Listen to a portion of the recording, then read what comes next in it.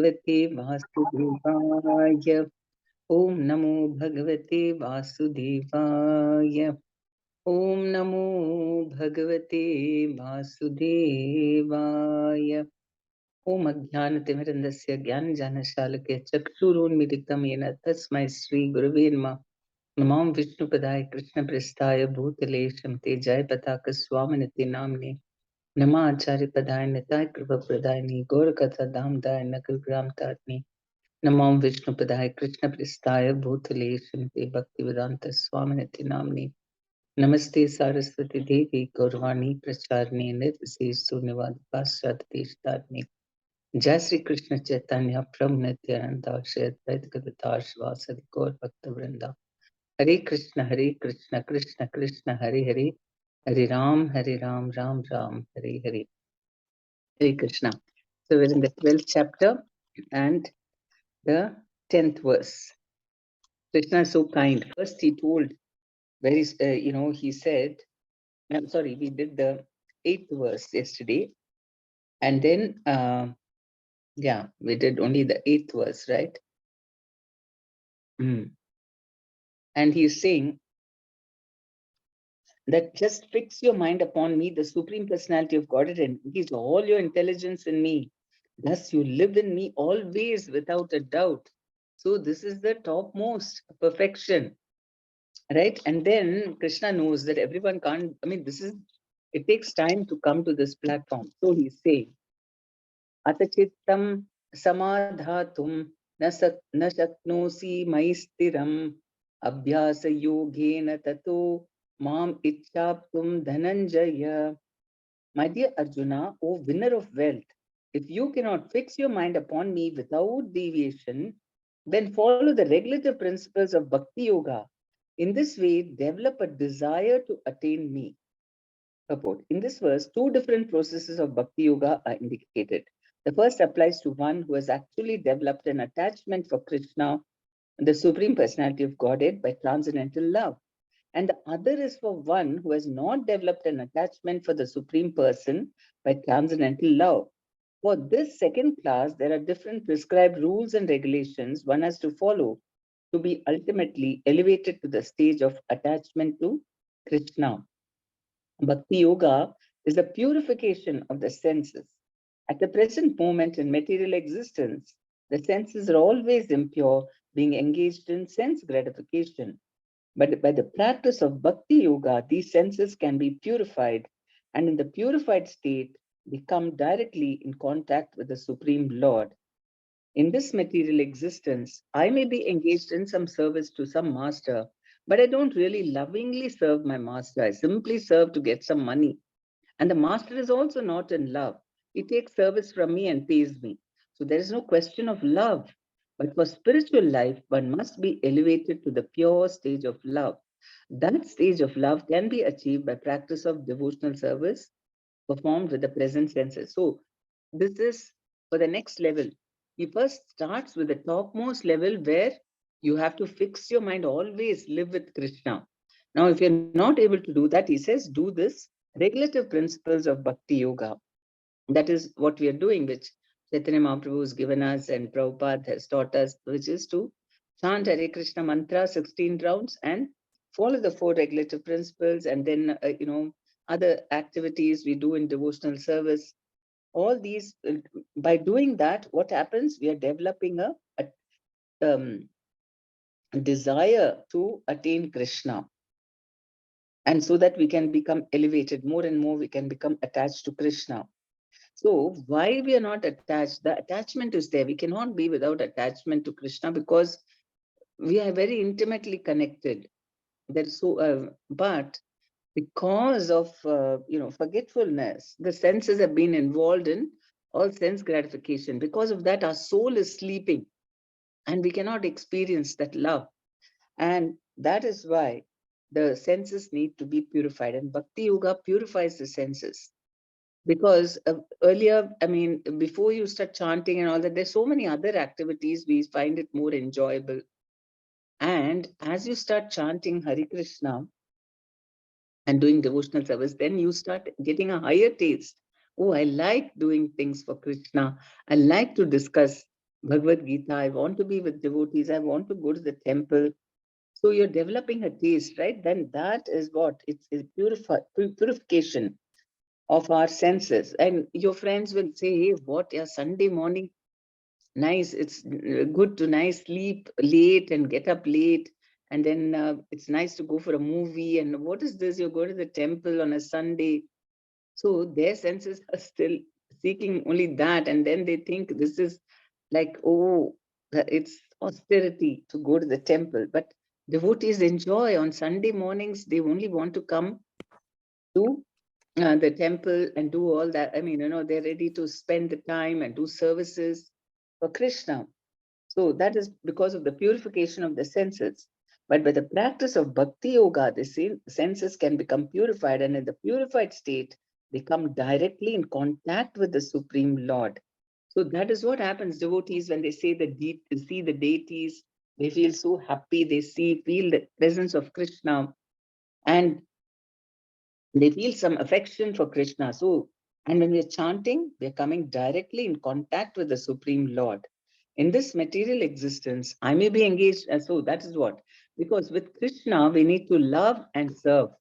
It is not that somebody pays us money. You do this service for Krishna. That, okay, certain things, maybe, the security and all that, we engage, we pay them money and do. But other than that, whatever services are done for Krishna is with love, not to get some money. So Krishna, Master, is also in love with us, and he takes our service because we are giving it with love. So in material life, Master is not in love. He takes service from me and pays me. So there is no question of love. But for spiritual love, one must be elevated to the pure stage of love. That stage of love can be achieved by practice of devotional service performed with the present senses. So this love of God is now in a dormant state in everyone's heart. And their love of God is manifested in different ways, but it is contaminated by material association. Now the heart has to be purified of the material association, and that dormant natural love for Krishna has to be revived. That is the whole process. To practice the regulative principles of Bhakti Yoga, one should, under the guidance of an expert spiritual master, follow certain principles. One should rise early in the morning, take bath, enter the temple and offer prayers and chant Hare Krishna, collect flowers to offer to the deity, cook foodstuffs to offer to the deity, take prasadam, and so on. There are various rules and regulations which one should follow, and one should constantly hear Bhagavad Gita and Srimad Bhagavatam from pure devotees. This practice can help anyone rise to the level of love of God, and then he's sure of his progress into the spiritual kingdom of God. This practice of Bhakti Yoga under the rules and regulations with the direction of a spiritual master will surely bring one to the stage of love of God. So it is dependent on our desire. Nobody can force you to love Krishna. Can you force anyone to love? You can't. You can do it. Maybe, okay, I'm asked to do, and then with resentment, you might do for some time. Then the minute the person's back is turned, then you don't want to do it, or you just lose interest after some time. Out of force, you can do something, but you can't keep it up for long. But if you are in love with Krishna, then nobody needs to even tell you, you yourself will do. So initially only we need a little push, because we've been like, cars which are not functioning for a long time. What happens is parked, and then maybe the owner went away and nobody used the car. Then, it gets a little rusty and people have to push it a bit. Then once it picks up, there's no need of a push. The car keeps on. I mean, anytime you can just start driving it. So in the same way, all these rules and regulations, and even to follow that rules and regulations, we need a little push from the back. Please get up, chant. Why don't you do this? Not too much, but with people who are showing a little interest, we do that, because we've become like rusted cars. And even though we have the capacity to run, to go on the road, but then because of lack of habit, we become rusted, and we have become little lazy and used to all our lazy ways. So that's what. And he says that Krishna is also saying, if you follow these regulative principles, in this way, develop a desire to attain me, even to get a desire. Most people think it's everything is fine now. Okay, I'm coming to the temple, I'm doing some service, whatever. Now, why should I do all these things? Actually, today one devotee was mentioning he went and he met the principal of a college and of a school and PU college. She was, I mean, she said she was impressed with this we're going there because we are promoting Bhagavad Gita contest. And so she was saying, in ISKCON, I just want to know, why you people force, to that we should not eat onion, garlic, tea, coffee and all. He said, no, there's no force at all. It all depends upon you, how much you want to, you want to do. It is according to your bhava, he told. And then she was satisfied. So that is what, as we chant, first thing is chanting. We don't even say, don't do this, don't do that, get up early. We don't say anything. Because as we chant first, and then that, then we think that, okay, I want to get Krishna. So let me start following a little more, a little more. Okay, I can do this for Krishna. And out of love you start doing, then you'll never resent it, and you yourself will start doing it. Initially only people will say, why don't you do, come for the program, someone has to pull us. But after that, then so Krishna is also telling how to achieve. Now the third thing he's saying in text 10, abhyasepi, okay, अभ्यासेऽपि असमर्थोऽसि मत्कर्म परमो भव मद अर्थम अपि कर्माणि कुर्वन् सिद्धिम् अवाप्स्यसि. If you cannot practice the regulations of Bhakti Yoga, then just try to work for me, because by working for me, you'll come to the perfect stage. So, if one who is not able even to practice the regulative principles of Bhakti Yoga under the guidance of a spiritual master, can still be drawn to this perfectional stage by working for the Supreme Lord. How to do this work has already been explained in the 55th verse of the 11th chapter. One should be sympathetic to the propagation of Krishna consciousness. There are many devotees who are engaged in the propagation of Krishna consciousness, and they require help. So even if one cannot directly practice the regulative principles of Bhakti Yoga, he can try to help such work. Every endeavor requires land, capital, organization, and labor. Just as in business, one requires a place to stay, some capital to use, some labor, and some organization to expand. So the same is required in the service of Krishna. The only difference is that in materialism, one works for sense gratification. The same work, however, can be performed for the satisfaction of Krishna, and that is spiritual activity. If one has sufficient money, he can help in the building an office or temple for propagating Krishna consciousness, or he can help with publications. There are various fields of activity, and one should be interested in such activities. If one cannot sacrifice the results of his activities, the same person can still sacrifice some percentage to propagate Krishna consciousness. This voluntary service to the cause of Krishna consciousness will help one to rise to a higher state of love for God, whereupon one becomes perfect. So Krishna is saying that, how to progress from, if you cannot follow regulative principles, then what is it? Give some of your results to Krishna. Karma yoga. Second, help people engaged in Krishna's work. So with your work also, one is this thing, money. No, give some of your results. That is money and whatever else, in your work you have that you can give. Help people engaged in Krishna's work, and will help. And that these two things, either with our own effort, service, or money, whichever we can give, then that will help one to rise to in love for Krishna. So this is for those who are not able to follow, right? But they're also Krishna conscious, and Krishna says, yes, you can do that. And then you'll slowly progress. And that is why, but whenever Prabhupada said that if somebody is giving donations and all that, we should also keep going and try to cultivate them and make them also follow little principles so that they also make progress. So in this way, gradually everybody can be engaged in Krishna service and they can make progress. Okay. Then text 11. See, Krishna is so merciful. He says, Ahetad api asaktosi kartum madyogamashrita sarva karma phalatyagam tatah kuru yatatmavan. If, however, you're unable to work in this consciousness of me, then try to act, giving up all results of your work and try to be self-situated. Unable to work for Krishna. So,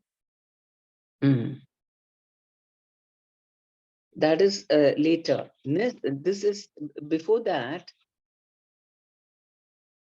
This is 12.11. Okay.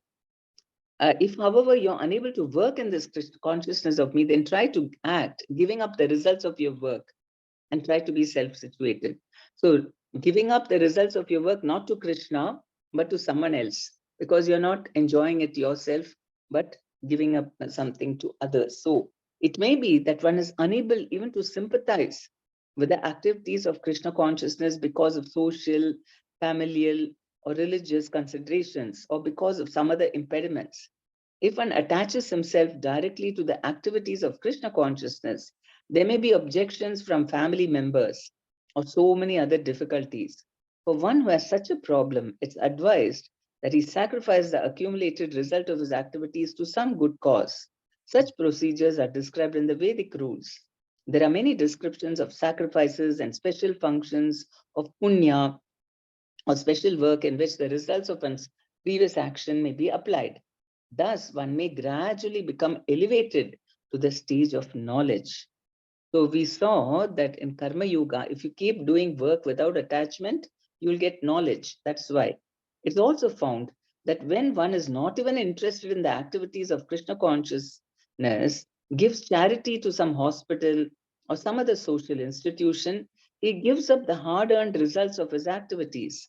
That is also recommended here because by the practice of giving up the fruits of one's activities, one is sure to purify his mind gradually. And in that purified stage of mind, one becomes able to understand Krishna consciousness.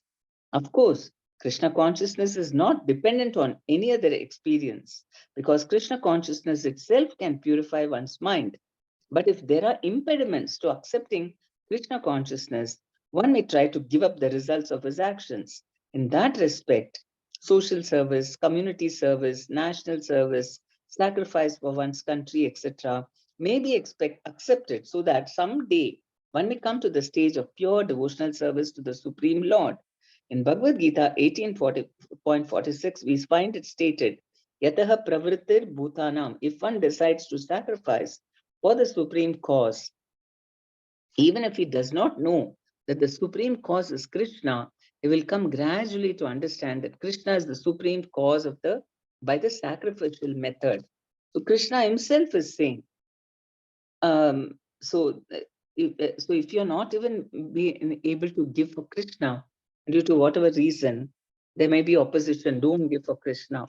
And there are people like that. I don't know, some reason they feel that, they think what they're doing, they're just chanting and all that.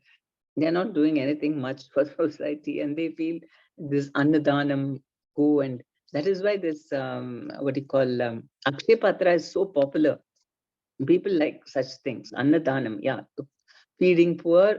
That is why ISKCON is so popular in Bangalore because of Akshay Patra. The other things they're not interested. They charity work that they can. I mean, of course, ISKCON is always feeding, but then especially for poor children and all that, they like that charity work. So Hare Krishna, Mataji. Yeah. Mataji, I think the Akshay Patra comes even in Mahabharata also, right? When the Pandavas and Draupadi were in exile. Yeah, that name they've kept for this. Akshay Patra means, Akshaya means unlimited. So, which never ends. And then they had this Akshay Patra was given to them by who gave it? Vasishta Muni. Somebody gave it to them so that when they are in the forest, they won't have how to feed not only themselves, something they were managing, and then suddenly some people will come and visit and all that. Then how will they manage? So they had this Akshaya Patra, which any amount of food they could ask, and the Patra will give. But that is what I mean. Until, of course, the lady of the house is finished eating and washes the patram, then till then it will give. So for each day. And so that is why they named it Akshaya Patra, that there is so much food that we are giving to everyone, that unlimited food. Yes, Mataji.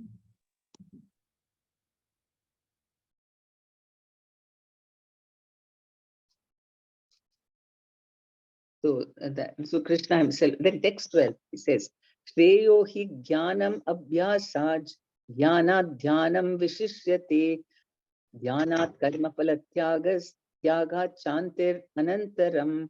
If you cannot take to this practice, then engage yourself in the cultivation of knowledge. Better than knowledge, however, is meditation. And better than meditation is renunciation of the fruits of action. For by such renunciation, one can attain peace of mind. So the best he is saying, as mentioned in the previous verses, there are two kinds of devotional service: the way of regulative principles and the way of full attachment and love to the Supreme Personality of Godhead. So the very first verse was, just fix your mind on me. You can fix your mind on someone only if you love them, right? How can you think of someone you're not particularly attached to? So that is when we have Krishna Prem, then we can always think of Krishna. And so he's saying that for those who are actually not able to follow the principles of Krishna consciousness, it is better to cultivate knowledge, because by knowledge, one can be able to understand his real position. Gradually, knowledge will develop to the point of meditation. By meditation, one can be able to understand the Supreme Personality of Godhead by a gradual process. There are processes which make one understand that one himself is the Supreme. And that sort of meditation is preferred if one is unable to engage in devotional service. So see how Krishna is so liberal. He gives different ways. Some people, so he's saying first cultivate knowledge, and through that you will be able to do meditation. And meditation also, what to meditate on? Some people just meditate ahankar upasana. That means I am soul. So they will keep on meditating on that. I am that, so hum. They'll keep reminding, I'm not this body, so hum, I'm that, I'm soul. So that is one. That is better than if meditation is preferred if one is unable to engage in devotional service. If one is not able to meditate in such a way, then there are prescribed duties as enjoined in the Vedic literature for the Brahmanas, Kshatriyas, Vaishyas, and Shudras, which we shall find in the last chapter of Bhagavad Gita. But in all cases, one should give up the result of fruits of labor. This means to employ the result of karma for some good cause. So he's saying that first, cultivate knowledge. And through that, then better than that, higher than that is meditation. And better than meditation is renunciation of the fruits of action. That is all in the previous verse also, he said, renounce and give it to some charity. So like this, if you're not able to renounce, then cultivate knowledge and then meditation. In summary, to reach the Supreme Personality of Godhead, the highest goal, there are two processes. One process is by gradual development, and the other process is direct. Devotional service in Krishna consciousness is the direct method, and the other method involves renouncing the fruits of one's activities. Then one can come to the stage of knowledge, then to the stage of meditation, then to the stage of understanding the super soul, and then to the stage of the Supreme Personality of Godhead. One may take either step-by-step process or the direct path. The direct process is not possible for everyone. Therefore, the indirect process is also good.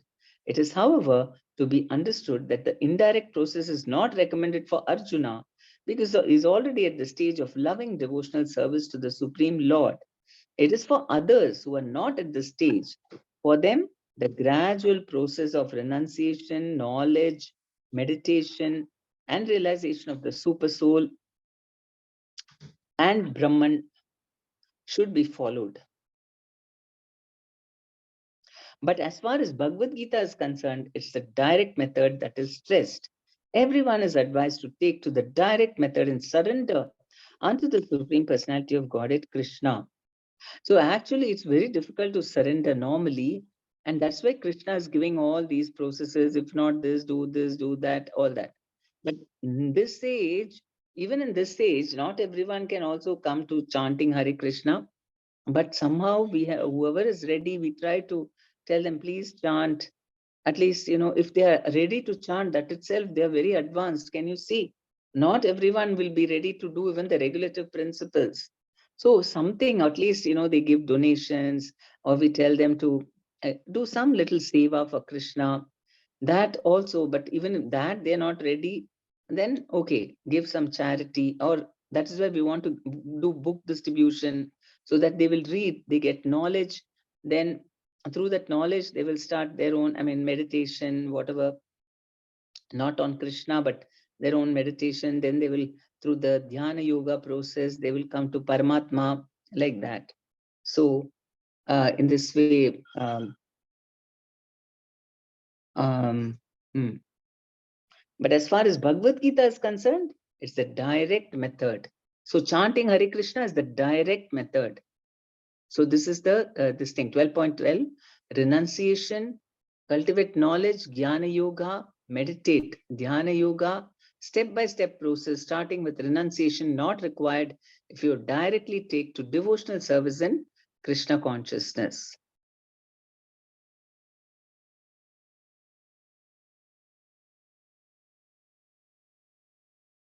Okay, then we go to text 13 to 14.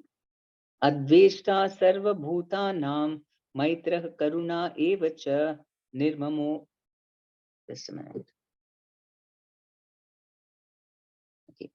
निरहंकार समदुःख सुखक्षमी संतुष्ट सततं योगी यतात्मा दृढनिश्चय मय्यर्पितमनो बुद्धिर् यो मद्भक्तसमय प्रियः. One who is not envious, but is a kind friend to all. So now he has told us this is the method. He told us first renounce, that is karma yoga. You renounce the fruits of your activities, and then you get knowledge, and then you can meditate, and then you can understand the super soul, and then you can come to Krishna consciousness. That is the indirect method. And then the direct method is just start doing Krishna consciousness. Then after that, now Krishna is telling what are the symptoms of a devotee, a pure devotee. One who is not envious, but is a kind friend to all living entities, who does not think himself a proprietor and is free from false ego, who is equal in both happiness and distress, who is tolerant, always satisfied, self-controlled, and engaged in devotional service with determination, his mind and intelligence fixed on me. Such a devotee of mine is very dear to me. So what are the thing? Coming again, so Prabhupada says, coming again to the point of pure devotional service, the Lord is describing the transcendental qualifications of a pure devotee in these two verses. A pure devotee is never disturbed by any circumstances, nor is he envious of anyone, nor does a devotee become his enemy's enemy. He thinks this person is acting as my enemy due to my own. The enemy may think us a devotee enemy, but the devotee does not consider him an enemy. And why is that? Because he thinks this person is acting as my enemy due to my own past misdeeds. So it's better to suffer than to protest. In the Srimad Bhagavatam, it is stated, Tatte anukampam susamikshamano bunjana evatma kritam vipakam. Whenever a devotee is in distress or has fallen into difficulty, he thinks that it's the Lord's mercy upon him. He thinks, thanks to my past misdeeds, I should suffer far, far greater than I am suffering now. So it's by the mercy of the Supreme Lord that I'm not getting all the punishment I'm due. I'm just getting a little by the mercy of the Supreme Personality of Godhead. Therefore, he's always calm, quiet, and patient, despite many distressful conditions. A devotee is always Also, always kind to everyone, even to his enemy. Nirmama means that a devotee does not attach much importance to the pains and troubles pertaining to the body, because he knows perfectly well that he is not the material body. It does not identify with the body. Therefore, he is freed from the conception of false ego and is equipoised in happiness and distress.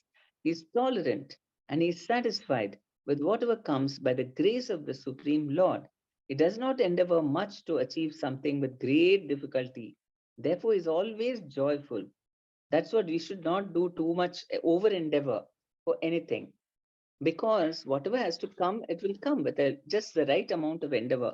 Too much if you do, then that means you're going against Krishna's desires. So that is why he's always joyful. He's completely perfect mystic, because he's fixed in the instructions received from the spiritual master. And because his senses are controlled, he's determined. He is not swayed by false arguments, because no one can lead him from the fixed determination of devotional service. He is fully conscious that Krishna is the eternal Lord, so no one can disturb him. All these qualifications enable him to fix his mind and intelligence entirely on the Supreme Lord. Such a standard of devotional service is undoubtedly very rare, but a devotee becomes situated in that stage by following the regulative principles of devotional service. Furthermore, the Lord says that such a devotee is very dear to him, for the Lord is always pleased with all his activities in full Krishna consciousness. So, this is about that first devotee. He said, first instruction he gave, just fix your mind on me, always think about me, fix your intelligence on me, and you'll always live with me. Such a devotee, what are his qualifications? He is not envious, but is a kind friend to all living entities, because he doesn't want anything. He is not envious, right? Only if you want something in this material world, some sense gratification, and you feel somebody's got more than you, or some people cannot even tolerate if somebody else has what he has even. So that is all nonsense, because devotee doesn't bother about all these things. So he is not envious, but is a kind friend, because he knows, hey, we're all an illusion over here, thinking this is our permanent place, and then giving so much importance and attachment to all these material things. So he's very compassionate, and so he's very kind friend to everyone. He who does not think himself a proprietor, because he knows Krishna is the owner of everything. Not even my body belongs to me. Krishna owns everything, and so he's free from false ego. He doesn't think I'm this, I'm that, and I own this, and I'm so great. No, everything belongs to Krishna, who is equal in both happiness and distress. That is what Krishna says. How was he able to do? Because of being attached to Krishna. And then one will not be affected by both. One is only thinking about serving Krishna, not enjoying this happiness. He thinks, I'm not the enjoyer, I'm a servant. And so he does not get affected by happiness or distress. Okay. Mhm. And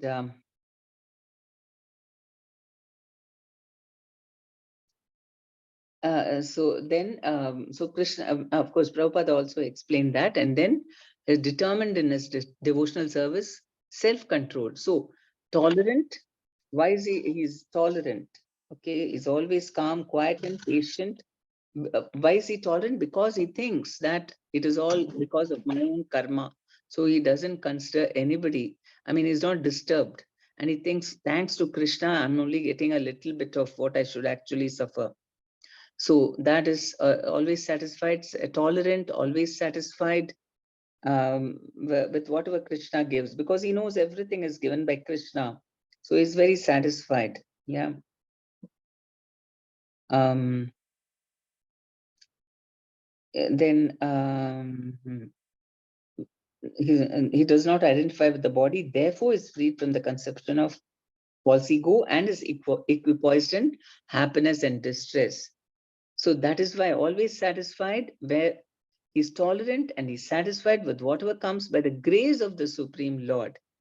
That is why he is satisfied, and also tolerant because he is identifying with his soul. So he is not disturbed by that. No false ego, self-controlled. And because he's self-controlled, because of doing all these regulative things, is self-controlled. And so he's determined. Only if you are self-controlled, otherwise sometimes, we get attracted by something else and then we'll abandon this and go to that. But no, when you're self-controlled, then you know that, no, I have to do devotional service at all costs. Mind and intelligence fixed on Krishna, right? Because no one can lead him from fixed determination of devotional service. And that is why he is fully conscious that Krishna is the eternal Lord. So no one can disturb him. And he says, can develop all these qualities through regulative principles of devotional service. Right? That we saw, in the second, if we don't already have this is about the pure devotee Krishna is saying. But he's also telling in that 8 and 9, which one was that? If you cannot practice, 9, text 9, he says, O winner of wealth, if you cannot fix your mind upon me without deviation, then follow the regulative principles of Bhakti Yoga. In this way, develop a desire to attain me. So we can also attain this. Yes, next slide. So, yes, this is 12.15. He yasman no dvijate loko lokan no dvijate cha ya arshamarsha bhayodveghair mukto ya sachame priya. He for whom no one is put into difficulty and who is not disturbed by anyone, who is equipoised in happiness and distress, fear and anxiety, is very dear to me. A few of a devotee's qualifications are further being described. No one is put into difficulty, anxiety, fearfulness, or dissatisfaction by such a devotee. Since a devotee is kind to everyone, he does not act in such a way as to put others into anxiety. At the same time, if others try to put the devotee into anxiety, he is not disturbed. It is by the grace of the Lord that he is so practiced that he is not disturbed by any outward disturbance. Actually, because a devotee is always engrossed in Krishna consciousness and engaged in devotional service, such material circumstances cannot move him. Generally, a materialistic person becomes very happy when there is something for his sense gratification and his body. But when he sees that others have something for their sense gratification and he hasn't, he's sorry and envious. When he's expecting some retaliation from an enemy, he's in a state of fear. And when he cannot successfully execute something, he becomes dejected. A devotee who's always transcendental to all these disturbances is very dear to me, to Krishna. So you can see how Krishna wants us to be like this. And then by doing that, we become very dear to Krishna. Sometimes when we say we do all this, nobody appreciates us and nobody will even know that we are going through any difficulty and so on. But what does it matter? Krishna says such a person is very dear to me. And for the sake of, when you are Krishna conscious, only a pure devotee can be like that. No one is put into difficulty, anxiety, fearfulness, or dissatisfaction. When Prabhupada went to the US, there were all these people, the society there, they were all smoking, taking drugs, then coming with their boyfriend, girlfriend, and wearing all kinds of dresses and everything. And he didn't mind. He was not, he didn't. He was very tolerant, and he said, "Don't worry, don't worry. Even if they're smoking and all, no problem. Don't think about it." Or he had to share his prasadam in the fridge along with the non-vegetarians. He didn't want to put them into any difficulty, because they don't know what is this Vaishnavism, and suddenly when sadhu came, first time they're seeing a sadhu and they will be so, so he didn't want to put them into any difficulty, anxiety, fearfulness, or, he was so kind and so very, he didn't make them feel bad in any way. But devotee not disturbed by anything external also. So many difficulties he had to face. He said nobody, he didn't say it proudly, but he said, as a matter of fact, really the disturbance, the kind of trials he went through, he said no one else would have survived because he was a pure devotee, empowered by Krishna, he could survive it. Otherwise, what? It's such a difficult thing. Alone in the old age, you go without any support and you establish a big movement. Naturally, there'll be so many difficulties, and only he could do that. So he was not disturbed by anything external. Now, one new country, he goes there, all kinds of problems, not disturbed. It was so much faith in Krishna. And so many disturbances happened, but Prabhupada was never disturbed. He was always taking shelter of Krishna. Being transcendental, so he's very dear to Krishna. So we have to develop these qualities so that we can become dear to Krishna. Right? Okay. And can we do one more? 12.16. Then Utkashni Mataji, you have some quiz today? There is no? Hare Krishna Mataji. Yes, few are there, Mataji. Okay, we'll just do one more quick one. Anapeksha suchir daksha udasino gatavyata sarvaramba parityagi yomad bhakta same priya. My devotee who's not dependent on the ordinary course of activities, who's pure, expert, without cares, free from all pains, and not striving for some result is very dear to me. So it's saying who's not dependent. Okay, let me read the purport first. Money may be offered to a devotee, but he should not struggle to acquire it. If automatically, by the grace of the Supreme, money comes to him, he is not agitated. He's talking of a devotee who is not, a sadhu person. So I mean, a devotee who is living in the temple. So he is not striving to acquire it. Somebody may come and donate, okay. If automatically, by the grace of the Supreme, money comes to him, he is not agitated.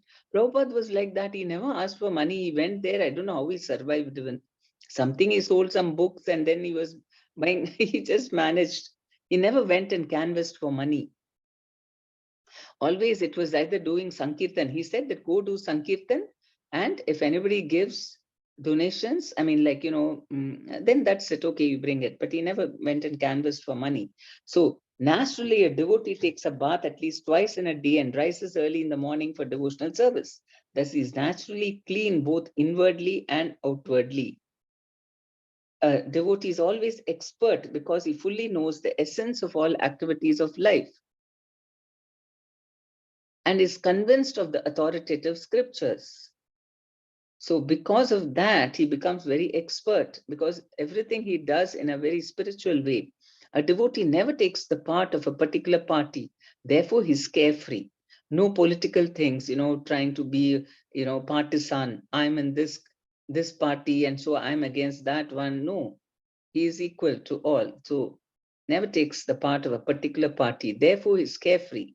He's never pained because he's free from all designations. He knows that his body is a designation. So if there are some bodily pains, he's free from that. The pure devotee does not endeavor for anything which is against the principles of devotional service. For example, constructing a big building requires great energy, and a devotee does not take to such business if it does not benefit him by advancing his devotional service. He may construct a temple for the Lord, and for that he may take all kinds of anxiety, but he does not construct a big house for his personal relations. So that's what over endeavor for sense gratification, keep it to the minimum and increase the service for Krishna. So that's why he's saying he's not dependent on the ordinary course of activities. Normally people are just involved in that, getting more money and enjoying more and all. He's not interested in that. Who's pure internally and externally, expert because he knows the essence of all activities of life. So because of that, whatever decisions he takes are very correct and it's based on Shastra. That is why he's expert. He knows exactly how to do without cares. He's carefree because he's not partisan. If you take one side, then you should be ready for retaliation and then all these fights and arguments. He's not part of that. Free from all pains because he's not identifying with his body. So actually, if you're not identifying with the body, even if somebody hits you, you won't feel the pain. That has happened to Haridas Thakura, like that, and not striving for some result. So he is not for means result for himself. For Krishna's sake, one may do. And Prabhupada was sometimes very anxious. Oh, when will it get done? Oh, money got stolen. He used to feel so anxious, not for himself, for Krishna's sake. That gives you pleasure actually. For Krishna's sake, when we feel anxiety, that gives actually spiritual ecstasy. For our own, if you get anxious, then it gives us pain. So all these qualities are very dear to Krishna. Okay. Such a devotee is very dear. So we must try to, imbibe this so that we also become dear to Krishna. Yes, Utkashni Mataji can ask the quiz. Yes, Mataji. Hare Krishna. So today we started from text 9. In this, there's just one simple fill in the blanks. Bhakti Yoga is the purification of the dash.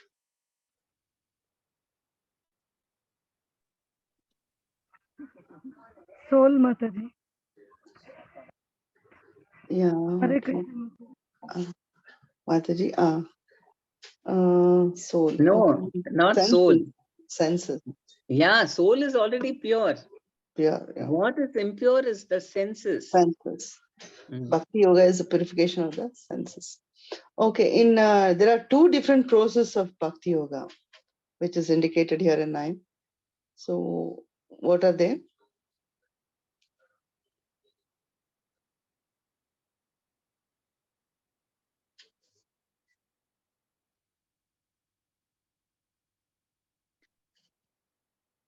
Two different processes of Bhakti Yoga.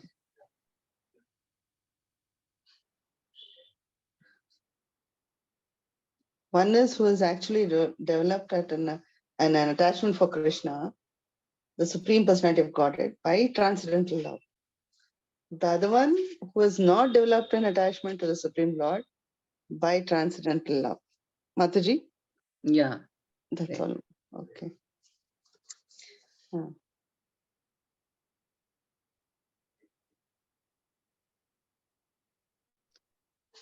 So he has to follow the regulative principles and slowly advance. Step-by-step method, whereas another person, he already has love. So that's what. How can you raise to the level of love of God? What practice you have to do? In the same verse it's given very clearly, and Mataji also just now told. Oh, Utkarshini. Yes, Okay. Mataji. No, Just only don't two. talk too much. No, only Okay. 2.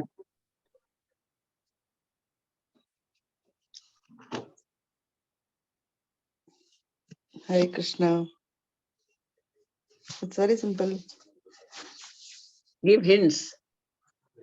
Oh, welcome, Shivanarayan sir. It's a long time. Yeah. Give some hints. Hint, Mataji. Okay. Yeah, like cooking foodstuffs for the deity, following, the various rules and regulations which one should follow. Here, Bhagavad Gita, Bhagavatam, from pure devotees. So all this practice will bring us to the level of love of God. Okay. One more simple and how is it like that relation? No, there's one example is there, like a master and a servant. It's in the material life. In the spiritual life, it is different.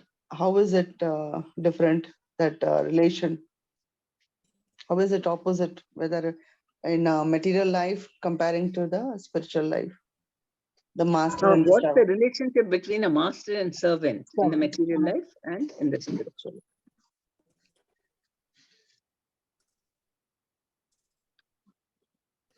Does the master love the servant in the material life?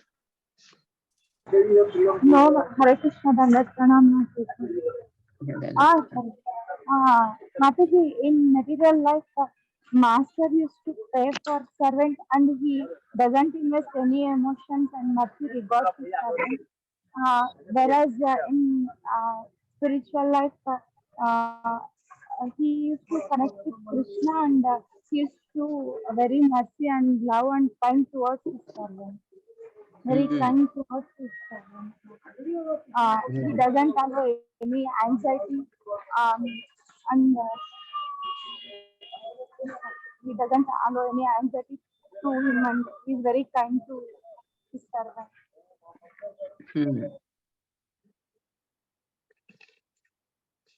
Okay. Okay, Mataji gave an example that a car should be, if it's not starting in the initial, they'll push and they'll try to see it starts. So like that only, what practice should be done for we should practice in what way, or how it will be?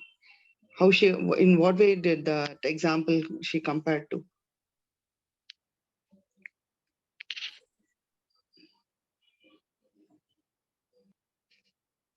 Initially, what is that push we need, and later on it's not the, like as a car keeps moving, so in the same way we also go further and further. So how is it, in what way it is? Hope I'm clear in my question. No, in what areas do we need a push? Why do we need, I mean, do we require a push?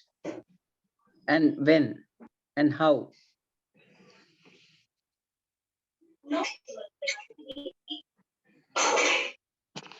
Yes, Hare Krishna. Nobody wants to say that they take care, they'll be pushed. That's a in detail. Hare Krishna Mataji. Sini Mataji. Sini Surendran Mataji. Hare Krishna Mataji. Hare Krishna. Initially, in the progress of Krishna consciousness, initially we need a push. Then slowly we will progress later on. Simultaneously, we will continue our devotional service without any push. That is compared with what is that? A car. Yeah. Yes, Mataji. Hare Krishna Mataji. Hare Krishna. Okay, looking it in the translation, can anyone say how Krishna step by step he said, see, if you cannot follow the practice of the revelation of Bhakti Yoga, then you can work for me. And even if that is also not possible, whatever, step by step he kept on making it easy for us. So yeah, you can look into the text in Bhagavad Gita book and tell us this, how Krishna reduced it, like from Yeah, no, Bhakti. how can a person, who is starting from scratch, how can he progress? Right? Yeah. Yes, ma'am. You can look into the translation from 10th onwards. You can look into the translation and answer. No, in the last verse it says no. I mean, last means before he started glorifying, he said that one can, Prabhupada says, text 11. No, text 12. Yeah, text 12 he says, right? Yeah, if you cannot take to the practice, then engage yourself in the cultivation The of last paragraph, in summary, it says, of text 12. Text 12, yes, Mataji. Gradual process of renunciation, knowledge, meditation, and realization of the super soul and Brahman should be followed. But And that's for the gradual process. Yeah, it's a gradual. And the other process is direct. Direct. Yes. That was the next question for me. Anyways, okay. Well, which are the two kinds of devotion service? Here in the text 12. Hare Krishna.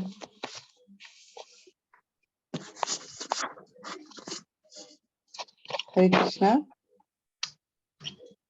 Okay, I will answer. I mean, it's just, I hope you all are listening. At least it is to recapitulate.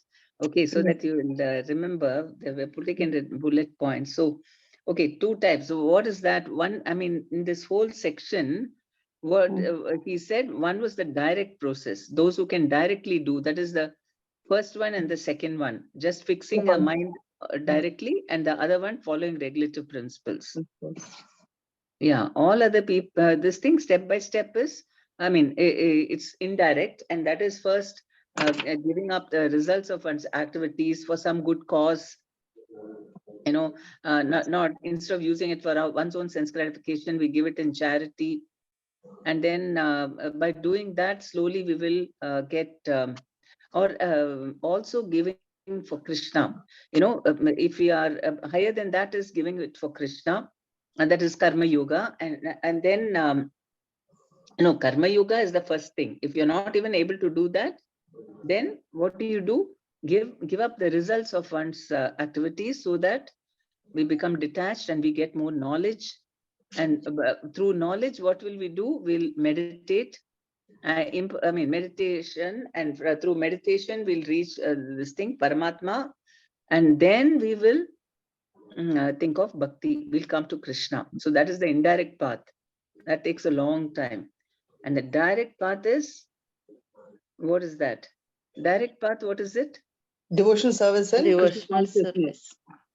In Krishna Yeah. consciousness is the direct method. Yeah, okay. One last question. Okay, anyone, nobody's here. It's very simple. What are the symptoms of a pure devotee, which is in 13 and 14 shloka? Oh, that. Yeah, I can. Just a translation. What are the symptoms of a pure devotee? Which is very Free dear to from Krishna. Yes, free. Sri Mataji. He is free from envy, jealous, false ego, and fully engaged in devotional service. He is dear for Lord Krishna. Hare Krishna Mataji. And he does not think himself as a proprietor. Yes, Mataji. And then he's always satisfied, self-controlled, Yes, Mataji. and engaged in devotional. Yes, Mataji. Yeah, all the translations. Yes, Mataji. Okay, don't ask, because they have to read out the translation. But you don't have the Bhagavad Gita in front of you? Yes, I think Mataji, it is there. But what happened? I was very sleepy. Got up 4 o'clock. Very tired. Okay. That's all, Mataji. Okay. Thank you, Mataji. Hare Krishna. Thank you. Hare Krishna. Shri Gurudev ki jai. Shri Prabhupada Jai. ki jai. Srimad Bhagavad Gita Granth Raj ki jai. Vanchakalpatarubhyasya kripa sindhubhya eva cha patitanam pavanebhyo vaishnavebhyo namo namah. Ananta Koti Vaishnavrinda ki jai. Jai.